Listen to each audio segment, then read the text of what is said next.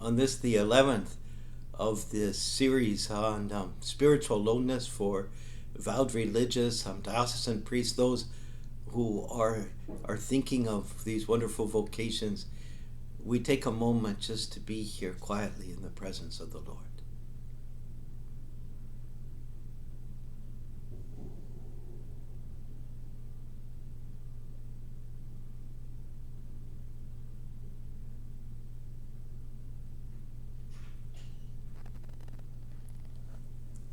And I have a passage from the writings of Thomas Merton here. We have found places where the Lord of songs visits his beloved: crossroads, hilltops, market towns, ball courts, harbors, crossroads, meeting places, bridges, places where the Lord of songs is refreshed.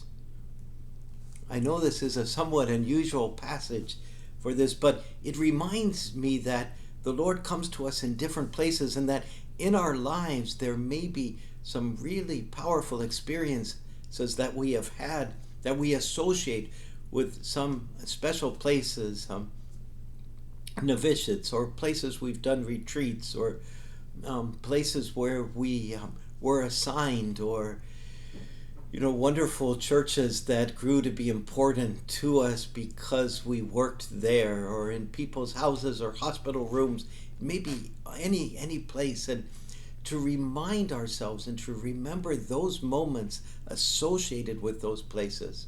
Or perhaps there's a place even now, or several places, where we do encounter God in a special way. And so to go to those places if we can, to spend time, and it may be in the room that we live, or a corner of our of the room where we pray. Whatever place it is, to go there and to encounter the Lord. But also not to forget that because our hearts aren't as dedicated to one person, they're not as dedicated to one place necessarily either, because we can find the Lord in so many different places. Our hearts go looking for the Lord. And so to think in our minds, our hearts, our souls, where will Christ come to me today? This Lord of the songs, where will he bring me to refreshment, and where will he refresh me during this day?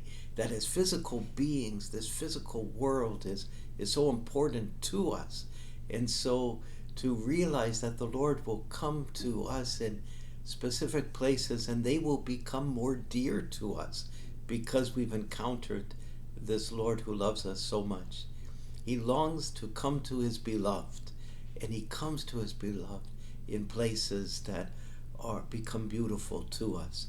And so may the Lord come to us in many ways, in many places, and may we recall some of those places now, and allow ourselves to experience in some way what we experienced then, when that place became such a special place for us.